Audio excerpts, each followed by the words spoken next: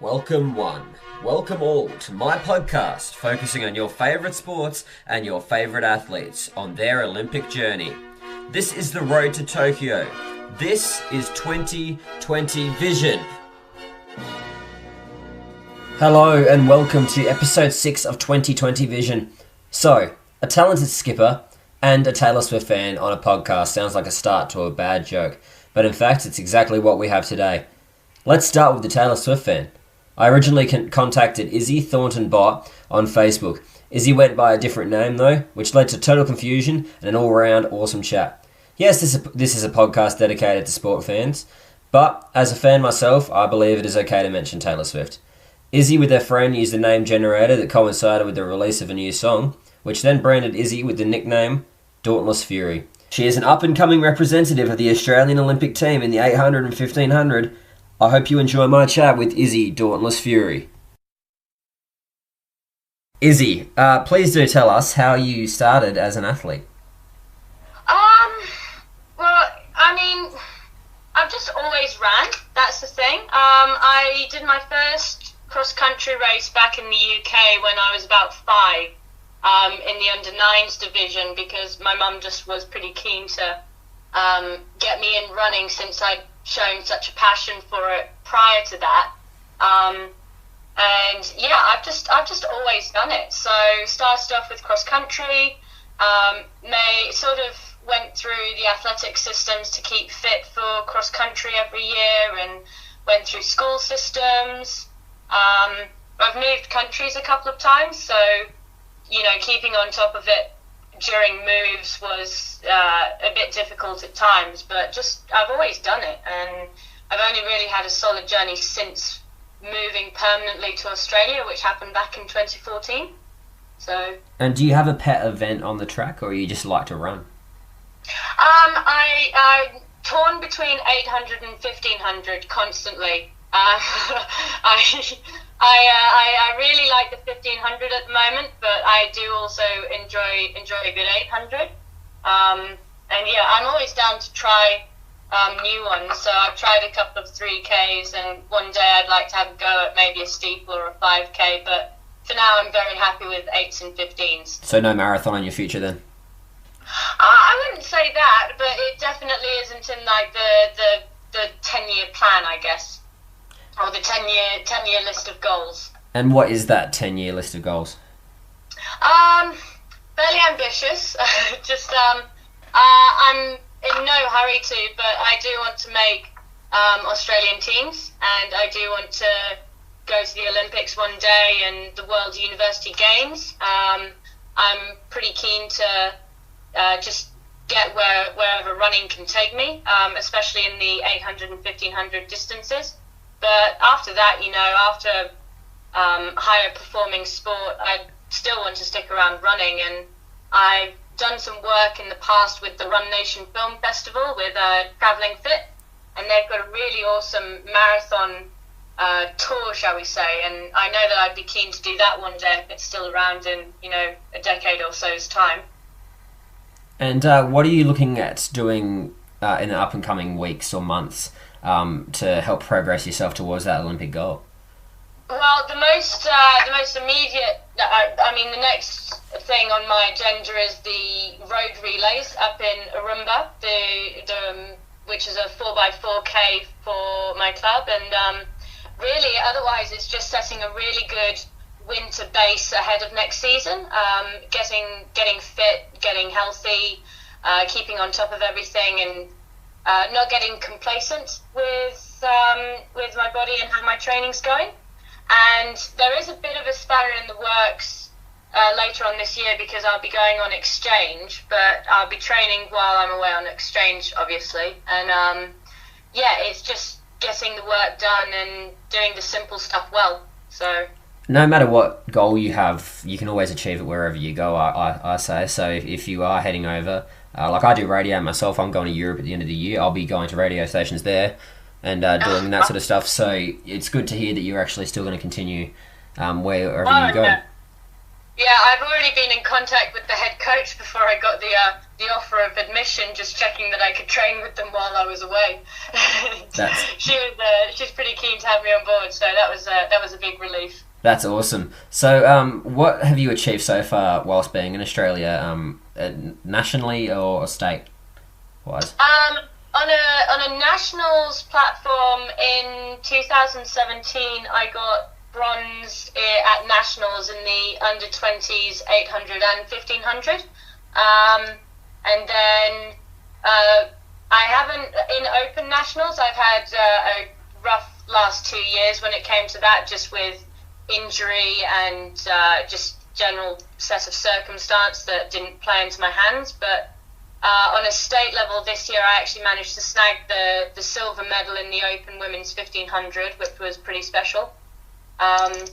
So from an athletics point of view, junior levels, I got, I think, under 20s gold medalist for 1500 in 2017, and then a silver in the 800 the same year. So 2017 was a good year of juniors for me. But, it sounds like the only way is up then. Sorry? It sounds like the only way is up then. Yeah, I hope so. I mean, it's really just chipping away at it and getting on with the next goal and getting on with the next thing. So. And you've said that you are currently doing university, am I correct? Yes. Yeah, what are you studying? So I'm at UTS and I study the Bachelor of Technology and Innovation.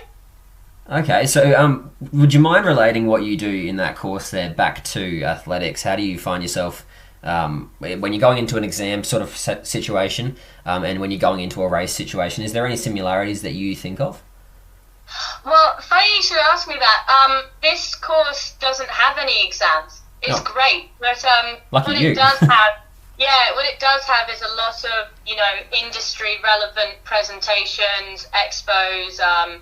You have to do a lot of work within industry and industry partners, so there isn't really a chance for you to mess it up, because it's not like an exam where if you go in and you fail, it's not the worst thing that's going to happen is it's on your academic transcript. These are people that you're hoping to establish good connections with for a good future in the workforce. So from an athletics point of view, I guess it's, I always just apply a bit of level-headedness to it and just take a deep breath and, work through whatever the situation is and just manage the networking best that I can. And, I don't really have to think about it too much. Just I like to make sure that I've got a level head going into it, and that's the same with my racing. So, there's usually a plan, and if it doesn't quite happen, then I'll adapt. But otherwise, that's me. I like it. So, what would you offer in regards to advice for people that are starting to take up running or athletics in general? Just find what you enjoy about it, and if you're a social person, find someone to do it with. I know that there are some people who like to just run and train on their own, and one of the girls on my squad who's a phenomenal athlete. She just likes to run by herself, and it's just one of the things about her. But there'll be others who would much rather run in a group. So I guess just find what works for you and find what you enjoy the most about running and what you want out of it, and just work away from that. I love it. Thank you very much for joining me for a chat. I wish you the best of luck in your future, and hopefully we see you on the Olympic stage with a medal around your neck. Yeah, thanks, Jordan. I really appreciate that. That's all right. Make sure you give me that first interview when you get up there, though. All right, sure thing. We'll chat to you later. Thanks. Thanks. Bye. Bye. There we have my chat with Izzy Thornton-Bott. Now for the skipping enthusiast. We all have interests in life that can lead us down many paths, and this path was one of the best stories I have ever heard. Here is my chat with the Australian representative, Bec Bennett.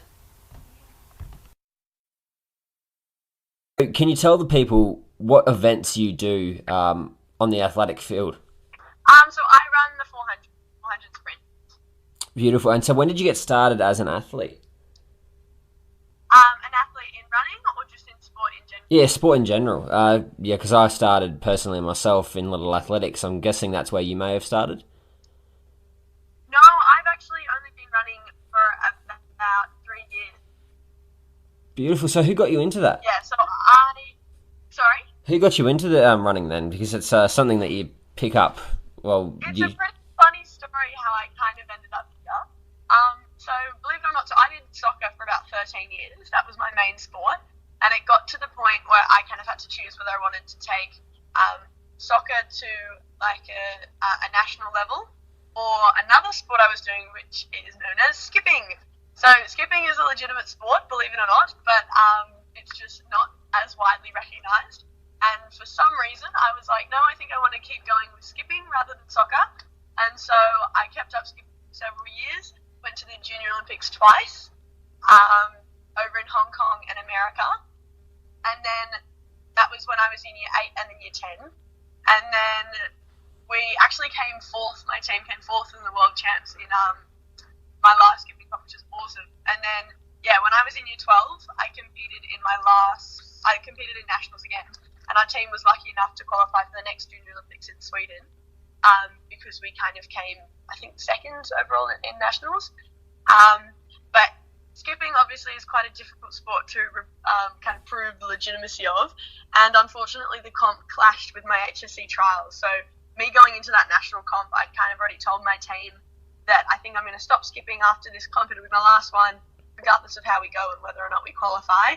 I'm going to stop and just concentrate on my HSC and try and pump out, a good set of exams. And that's what happened. Unfortunately, obviously it was awesome that we qualified. My team went on and got a replacement, which was fine, worked out well. But yeah, so I was like, no, I'm going to focus on HSC, stop skipping. And then I'd always kind of been doing running just for fun at school. And then around about the time I stopped skipping, about a week later, I was just running at like a school kind of Friday night carnival leading up to like zone or whatever you call it. And my current coach now was there. And yeah, long story short, he saw me run and then asked to kind of see me again. I ran for him and he was like, hey, do you want to come run in my squad? And that me being someone who finds it very hard not to be doing sport regularly, I have a ridiculous amount of energy, was like, yep, sure. So went from serious skipping to saying, no, I want to stop and focus on my HSC to 2 weeks later, then getting into very serious running. So kind of didn't go to plan as far as just stopping serious sport and focusing on the HSC. But yeah, then ended up started running with Mike and I've been with him for the last 3 years. So what you're saying is if we want to achieve anything in life, we're just going to take up skipping and then that'll lead us down the right track. Oh, 100%. Well, that's the thing when everything kind of, because Mike saw me run the 4. Like, I've never run another race before. He saw me run the 4 and was like, she's got some sort of decent talent in there. And to the extent that he obviously was like, yep, she seems good enough that I think I'd like to coach her. He actually said, do you know a guy by Dan Paff? Name does not ring a bell, sorry. No. He's one of the top athletics coaches pretty much in the world. Okay. He coaches over in a place called Altus in America, in Phoenix. And yeah, pretty much Mike sent a video of me off to Dan because they're friends. And Dan sent back and was like, she was a diamond in the rough. And Mike was like, all right, she can join the squad. And pretty much I think because I had quite a lot of fitness from skipping, because skipping is fantastic cardio, all that kind of thing. I had a lot of fitness from that. And then it was just kind of, getting that technique right. And then over that season, pretty much my PB just kept whittling down. And then, I'm here today. So there you go. Probably not the story you're expecting.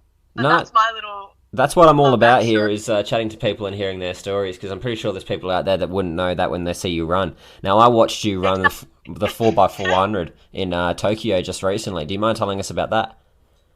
Yeah, sure. So, exactly. There's a reason why my nickname's Skippy.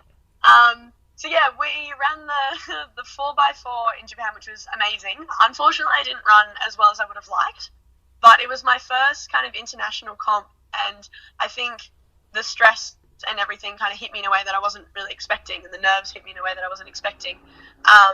But it was an absolutely incredible experience. Like, being able to run in the green and gold is a pretty surreal situation. and I was in a team with a guy by the name of Ian Halpin, who I actually trained with, and it was just kind of a coincidence that we ended up in the mixed team together, but it definitely kind of gave it that other kind of special aspect to it. It was very, very cool. He actually handed the baton over to me, so it was good fun having someone that I knew so well in the team. But we also had a guy by the name of Luke Stevens and Angie Blackburn, and yeah, we had a fantastic time. Our team worked really well together. We had 3 of us that were newbies to the international stage, so obviously that kind of played a part. But as far as what I kind of got out of the comp, I think I learned some absolutely invaluable lessons. So leading up to pretty much when I ran, I was feeling fantastic, but once the baton was handed to me, my kind of brain just went blank, and it wasn't until probably the home straight that I kind of tuned into my own thoughts, and by then it's already a little bit too late. So I definitely learnt the importance of, sticking to your race model and, sticking to that to the T, because that's what you always practice and that's what you know works. And yeah, so, but either way, like, it was still, I probably ran, I think, like my 3rd best time of all time, which is still pretty good. But leading up to that, I'd got a PB at the Nationals by nearly a whole second. So it all happened very, very quickly. I'll give you that a month before the team was chosen for Japan, I did not at all think that I was on the cards. But yeah, it happened. That's amazing because I watched that race live, and just to hear your sort of point of view, I saw nothing wrong. I thought you ran amazing. But thank you very much. No, that's okay. That's cool to hear. So I do want to ask, because I normally ask the questions, what sort of people you look up to in the sport that you've chosen, but having the fact that you haven't actually been involved in athletics for that very long, who do you look up to in the world of sport?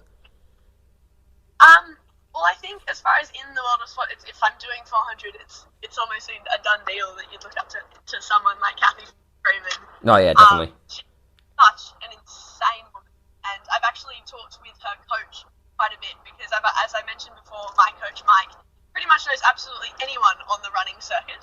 And I was lucky enough to he introduced me to Kathy's coach, and we had a bit of a chat. I think it was at Nationals, and yeah, it was a very kind of special experience talking to the coach of a woman that I've looked up to even before I was in the sport.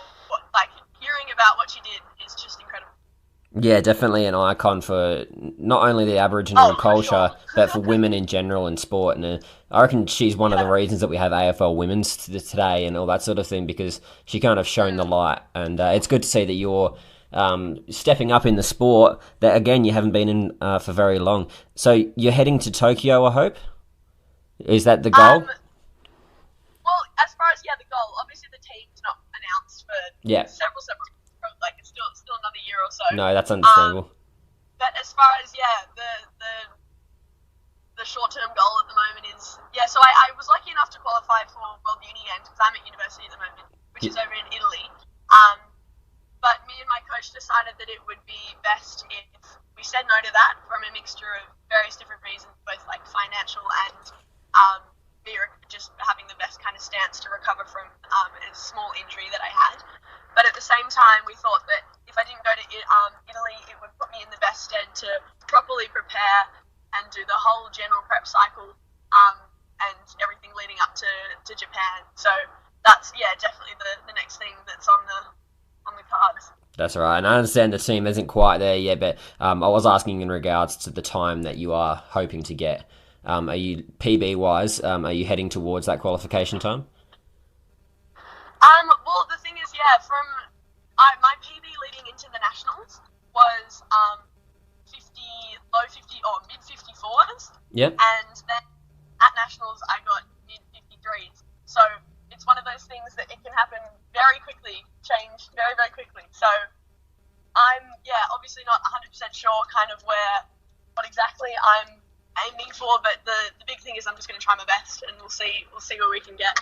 But ultimately, if the goal is to try and get to Tokyo, I guess the goal is to try and get into that qualifying standards, but we'll see. Who knows?